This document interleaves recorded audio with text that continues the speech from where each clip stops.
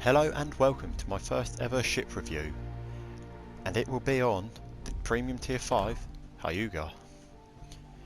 So, we'll go over the commander I'm using first.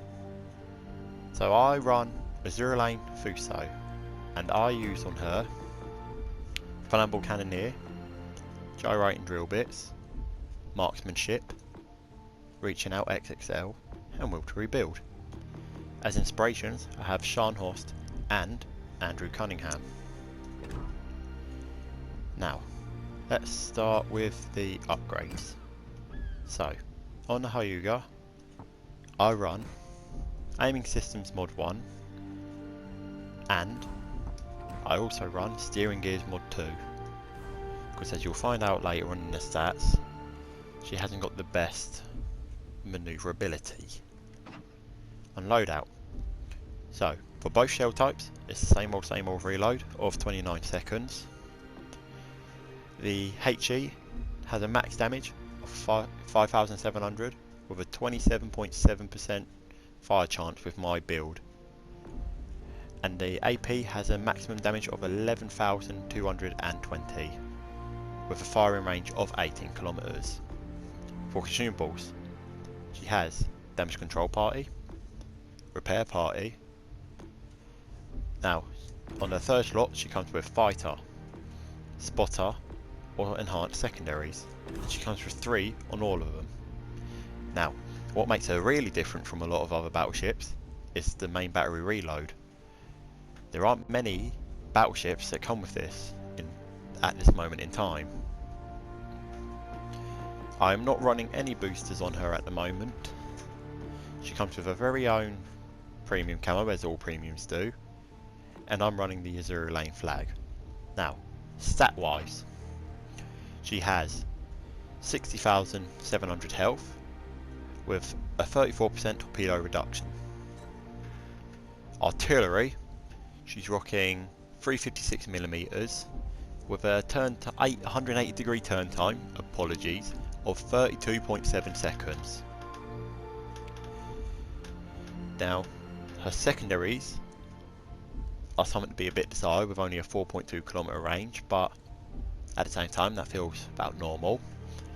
Now, her 127s rock a 6-second reload time with a maximum HE damage of 2100 and a fire chance of 10.7. Her 140mm have an 8-second reload with a 2400 damage with a fire chance of 12.7. So, in all fairness, her secondaries are pretty much the same. Her AA capabilities are not much. 5 kilometers on her 127mm and only 3.1 on her 25mm. Manoeuvrability. With my Azure Lane Fuso build, she goes 22.8 knots. Not the fastest, not the prettiest. And then with my rudder build, she has a 12.8 second shift time with a turning circle of 750, which ain't too bad for the size she is. Concealment. Yeah, so with an 18 kilometer firing range, having a 13.8 detectability range is astounding by sea, with 11.6 by air, and oh, never noticed that while reading this, sorry. So, firing her main guns by sea, 18 kilometers she's detected at, but by air she's detected at 18.7, so she gets detected further for some reason. Now, firing in smoke, she does a 12.5 kilometer detectability, which isn't bad at all, I think. Armour. Oh boy, does she have something. So yeah, she's rocking 26mm at the front on both deck and sides. Let me get rid of that torque protection quickly. Yeah, all the way down. That looks like it's the same for the front and back. Yep.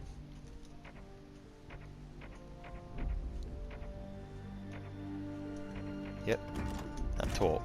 The torque protection adds a bit of a bonus on the back and to the front, because that can cause 16 inches to ricochet, which is very helpful if you get tiered up in this, because as we know, Japanese battleships love to be citadeled. But yeah, see, extra 100mm at the armour belt, which is not bad at all. Superstructure, the conning tower is nice and heavily armoured like usual, and everything else is 16mm, nothing special there. The casemate armour, heavy as anything. I'm not going to be no professional here and say that could ricochet or not, but I mean at the appropriate angles I reckon that could.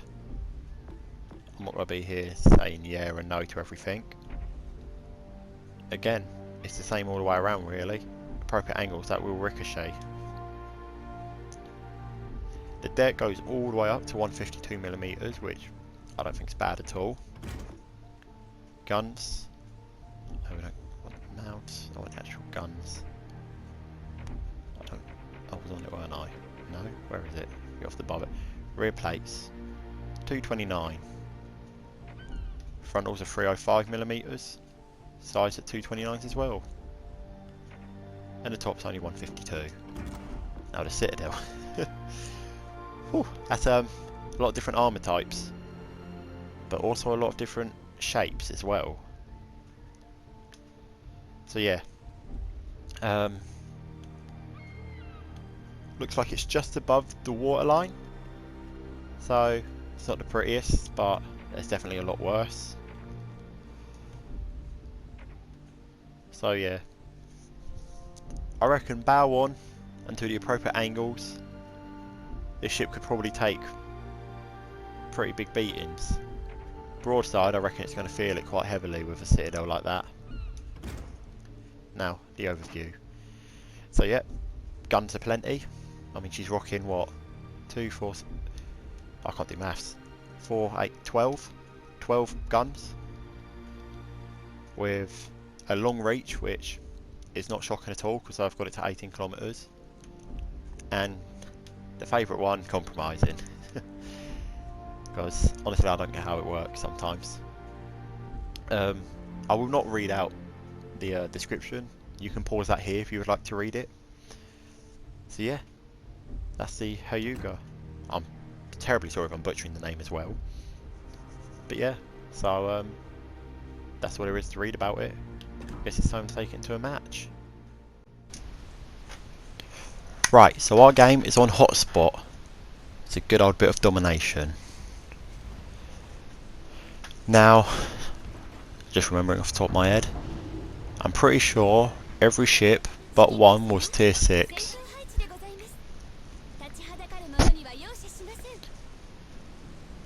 So I usually do a check at the start of the game, but I haven't yet, shockingly. So yes, here we can see the turnability of this ship, as well as its speed. A lot to be decided, sadly, but usually what they say is where it lacks, it has something to compensate for it. And say, I think this compensates really well with the firing angle. Here you can see me struggling to lock my guns because I forgot the button. Because here I am looking around, as you just saw there was another Hyûya. Don't know if I'm butchering the name, I'm terribly sorry. But yeah, no carriers, so couldn't test out the AA sadly. The start of this is very slow, I'm terribly sorry about that. I really wish the ship was faster so I could get into a fight sooner. Here I am, looking through the enemy team, because I'm a bit of one of those people that has to check to see what I'm fighting. As you see, behind this Tennessee is a lovely broadside Nagato, but I couldn't reach it with my range.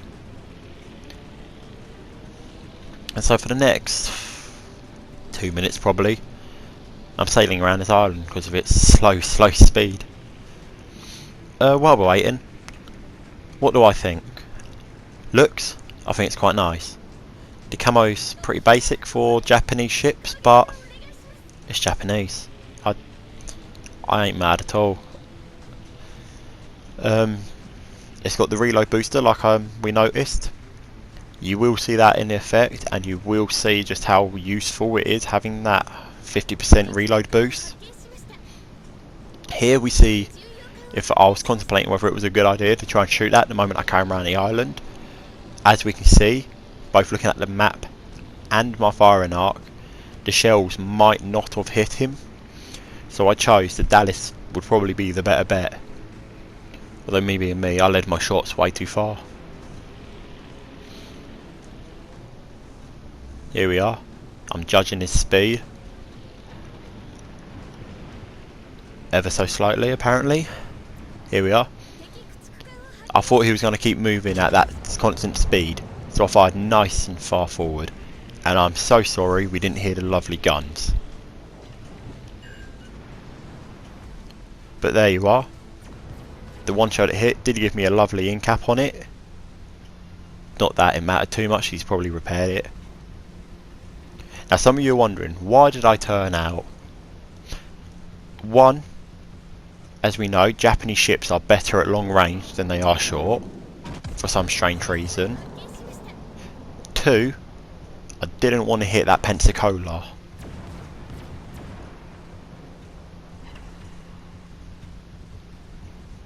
There you go, salvo number 2.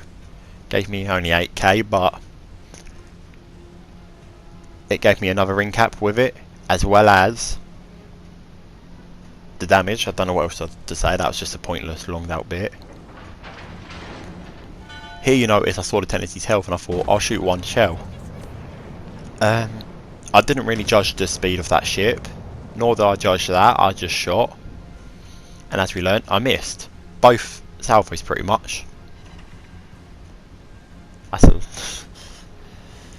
But as you see, this thing can damage same tiers relatively easy, because I personally believe an Ismail has some intriguing armour.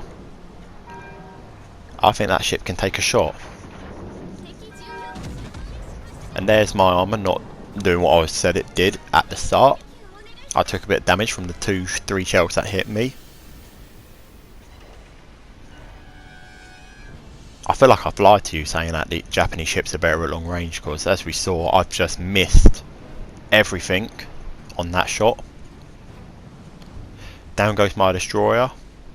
We are now at an even bigger disadvantage than we was at the start. See, I'm turning out now because you notice on the map the Nagato's coming round, and I wanted to test this ship out on a broadside Nagato, and I got my wish. I'm pulling off both the spotter and the reload boost, and there it is. I've just pulled about 25k off a broadside Nagato without a single citadel.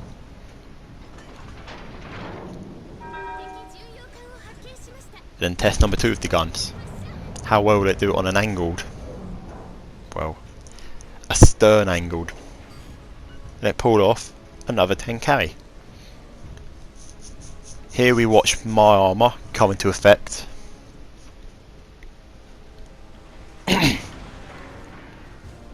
And 0 damage received. So that just proves this ship can fight 16-inch guns. At this moment in time, I decided it was not worth shooting at the Nagato, because the angle was just too poor, in my opinion, for my guns. He can easily bow them and stern them. So I waited, and there you go. He gave me a lovely broadside again. Or slightly, shall I say. And then they go. Just being missed by every shot. I really need to stop ruining the sound of these guns. I love them. I think they sound amazing. I'm just slowly taking 10k off of this Nagato each and every time he shoots. I shoot, and it's doing damage really well. It is no disappointment whatsoever. Third salvo coming in.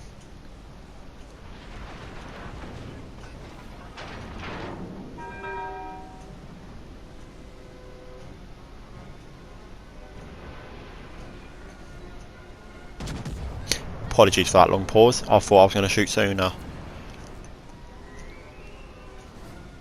So now I was contemplating about how I wanted to play my next move. As we saw, I did shoot a bit over because I didn't expect him to turn in as hard. But I decided my best bet was to go through Charlie. And that's exactly what I did. Here I am trying to see if I can finish it off. I'll keep an eye on my map in case anyone else decided to get involved from Bravo.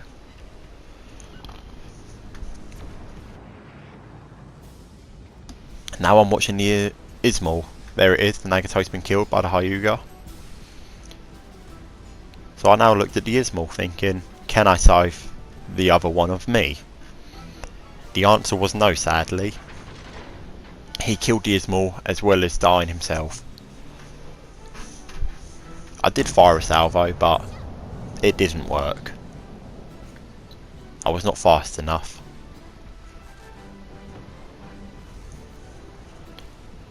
So we're now in a predicament. We've got the Leon running for his life, and then you've got me and the Pensacola over at Charlie. Now, this was my very first game in the Hyûya, so I didn't test it out at how well it would be able to fight multiple ships. And at this moment of time, I knew that Leon was probably not going to live much longer. There we go, he died. That proves my point. So I thought, now I have to dev strike these cruisers, lower their numbers as fast as possible.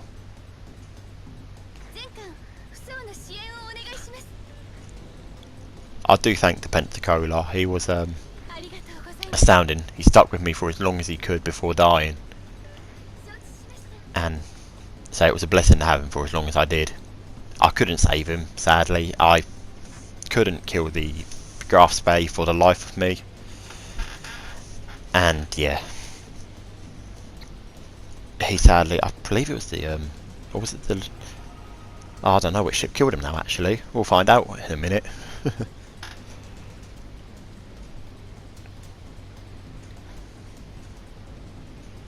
Yeah, so you don't actually have to go full on broadside in this ship to give off a good salvo. That is something we have learned in this very first battle, is angles are a lot better on this ship than most people would realise. And I am very, very proud of that. I was not disappointed at all with this ship. Now, while we're waiting, would I say, oh, there's the Dallas, and if we just show the shell grouping even more, that it's just an absolute weapon. An angled Dallas, an easy dev strike, and then there's the last battleship that needed to die. See, broadside, I did warn would do some damage, but the Normandy still didn't do as much damage as I thought he would, which got me very lucky. Here I am debating which one to shoot. Couldn't decide in the end. Normandy was a pick, but I figured his angle might protect him a bit too much. Now some of you would probably sit there and go, oh no, that's a perfect one, you could probably Citadel. And I won't lie, I probably could have, but I thought I'd try and play it a bit safer. I wanted that Graf Spey dead, so I could save as much time as I could, not having to deal with torps. Because luckily, Normandy kept targeting me. A nice 10k on it as well. Here's the Graf Spey and the Leander. I thought I would hopefully kill it instantly, but Leander, very light armour. I went straight through it, as well as missed it. And I realised at this moment in time I had to start playing evasive. I've now got each ship has 8 torps. That's about 16 torps right in front of me now, and I just knew they had to go. I couldn't keep risking it. With the Grosbeak pushed as hard as he could. Sadly, I got no citadel, but got some substantial damage. Again, suffering another big beating. Nope, that's a lie. And there's the torps I warned about. 1 and 2. Neither of those were from the T61. That was on the no, sorry, the Agile. That was on the enemy team.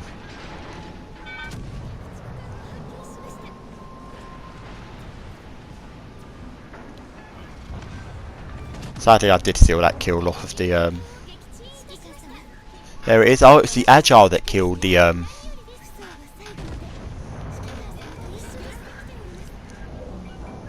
Pensacola. Oh my god, its name couldn't go to me. And here it is where I died to the torps of the Leander. I wasn't able to play evasive enough to dodge them. Now it's a very good game, considering I pulled off over 100k damage and came top of the team. So, my personal opinion on the tier 5 premium Japanese battleship Hyûya. I was very impressed, both armour and gun wise. Accuracy was amazing. In all fairness, I think this is a very good ship to pick up. So, let me thank you all for watching. Thank you all for listening. Sorry this is the first time I've done commentary, but as always, like, subscribe and enjoy what else is there to come. Till next time.